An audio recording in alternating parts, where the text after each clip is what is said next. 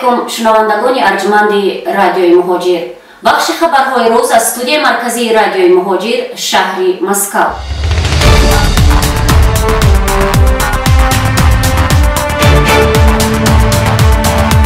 чанде пеш ҳомии ҳуқуқи муҳоҷирон Каримҷон Ёров дар бораи пайдо намудани модари ҷавони тоҷик хабар дода буд.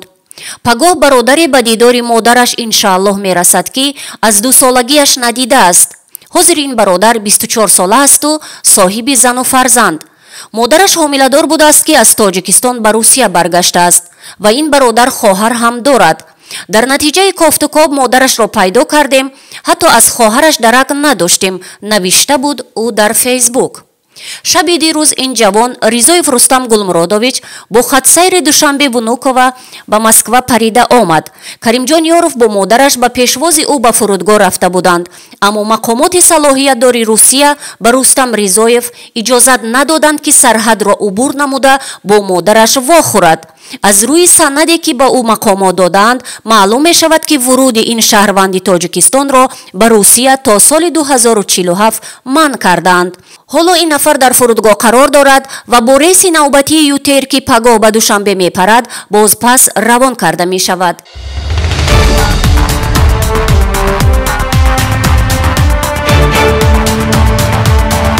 инчунин Каримҷон Ёров аз фурудгоҳ хабар дод ки 300 муҳоҷири меҳнатӣ аз Узбекистон омаданду ҳоло дар фурудгоҳ қарор доранд.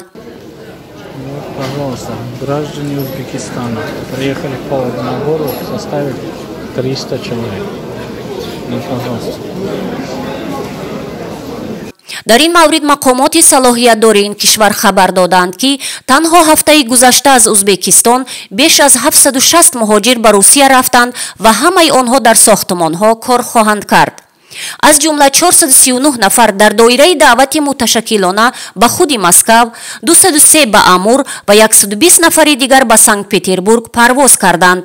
инчунин онҳо ёдовар мешаванд ки мувофиқи шартнома танҳо 2 ширкати сохтмонӣ Пик Индустрия ва Техстрой тасмим гирифтанд ки 14 000 узбекистониро ба сохтмонҳои вилояти Москав ҷалб намоянд.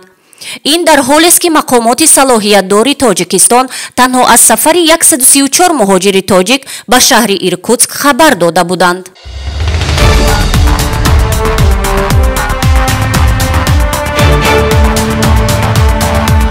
додситони тафтиши далели сухтор дар шаби чоршанбе дар яке аз анборҳои шаҳри Тольяттиро идома медиҳад ки дар натиҷа як кӯдак ба ҳалокат расидааст, хабар медиҳад хадамоти матбуоти додситонии Самара. дар анбори воқеъ дар танкӯчаи Тупиков сухтор сар зад ки дар он ҷасади кӯдаки соли таваллудаш 2019 пайдо шуд. сабабҳои сухтор муайян карда мешаванд, омадааст дар хабар. аллакай муайян шудааст ки дар ин бино шаҳрвандони хориҷӣ будубош ва фаъолият доштанд. мақомоти салоҳиятдор ин равандро тафтиш карда истодааст. бино ба иттилои хадамоти матбуоти Кумитаи тафтишотии Федератсияи Русия дар вилояти Самара, волидони кӯдак бо ҷароҳатҳои вазнин дар беморхонаи тиббӣ бистарӣ карда шудаанд. тибқи маълумоти пешакӣ сухтор дар натиҷаи вайрон кардани қоидаҳои истифодаи асбобҳои гармидиҳӣ рух додааст. санҷиши пешакии тафтишот оид ба марги кӯдак низ оғоз ёфт.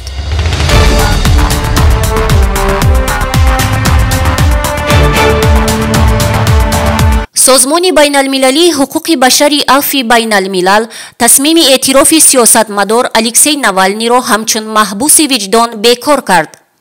Афи Байналмилал изҳоротҳои ин мухолифро аз ҷумла нисбати муҳоҷирон дар миёнаҳои солҳои 2000 таҳлил карда ба хулосае омадааст ки дар онҳо сухани нафратангез мавҷуд аст. ин созмон Навалниро рӯзи 17 январ пас аз баргаштанаш аз Олмон ҳамчун маҳбуси виҷдон эътироф карда буд. Алексей Навални барои фаъолияти сиёсӣ ва аз истифодаи ҳуқуқи худ ба озодии баён зиндонӣ шуд. Афи Байналмилал ӯро маҳбуси виҷдон мешуморад ва озодии фаврӣ ва бечунучарои ӯро талаб мекунад. омада буд дар изҳороти ин созмони бонуфуз. маҳбуси виҷдон истилоҳест ки дар ибтидои солҳои 1960 аз ҷониби асосгузори Афи Байналмилалӣ, ҳуқуқшиноси бритониёӣ ва фаъоли ҳуқуқи инсон پیتر بنینسون آماده شده است.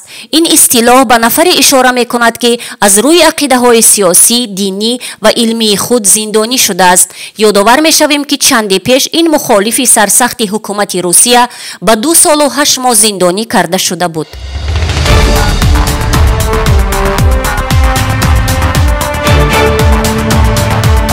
درخواست دادستان ناحیه کلیازینی ولایت تور با دعوای به اعتبار دانستن نکاح شهروند روسیه و شهروند تاجیکستان به دادگاه رفت.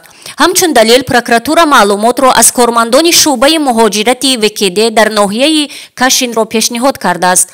خبر داده می شود که ازدواج زنی روس با شهروند خارجی سال 2020 قانونی شده است، اما در مرافعه سودی معین کرده شد که عیبدار شوندگان از لحظه ازدواج تا حاضر یک جای زندگی نمی کنند، فرزندان عمومی ندارند، خواجگی مشترک را نمی برند.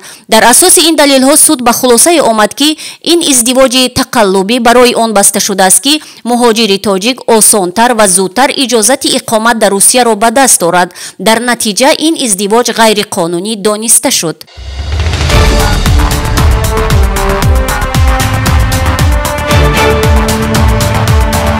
اندری کوتپوف رئیس کمیته شورای فدراسیا اوید به سیاست اقتصادی پیشنهاد کرد که اختصاصهای درخواست شده را تفتیش کرده کادرهای ساحه ساختمان و کشاورزی را آماده سازند تا وابستگی کشور از کارگران خارجی پیشگیری کرده شود. سناتور قید کرد که اکثر مهاجران حالا در بخش‌های ساختمان و کشاورزی کار می‌کنند. با مقصد پیشگیری وابستگی کشور از قوه کاری خارجی ما ضرور می‌شماریم که به وظیفه‌های افضلیت‌ناک ساحه معارف از نو دیده برآمدن اختصاص‌های طلب شونده و تیار کردن کادرهای ضروری در ساحه ساختمان و کشاورزی داخل کرده شود تا برای شهروندان فدراسیای روسیه کاری کفالتناک و امکان سریع وقت عوض کردن کادرهای خارجی را تامین می‌کنند، می‌نویسد کوتپوف. وکیل پارلمان باوری دارد که تدبیرهای پیشنهاد شده به کاهش بیکاری و شماره کم بزاعتانی که از سبب نبودن کار و تجربه به این گروه شاملند مساعدت خواهد کرد.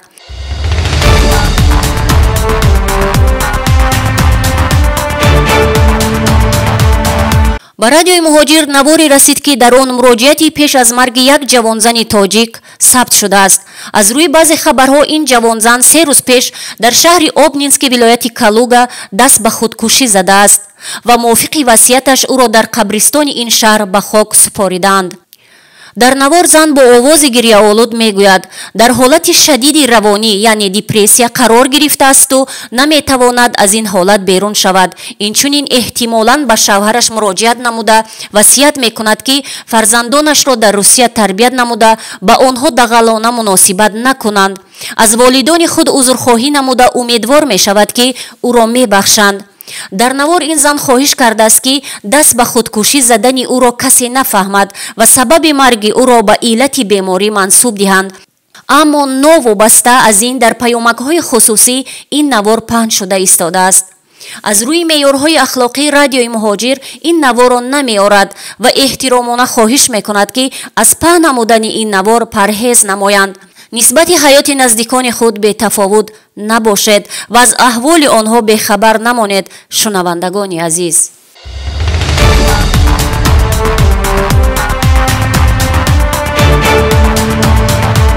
این بود بخش خبرهای روز از استودیوی مرکزی رادیوی مهاجر شهر مسکو.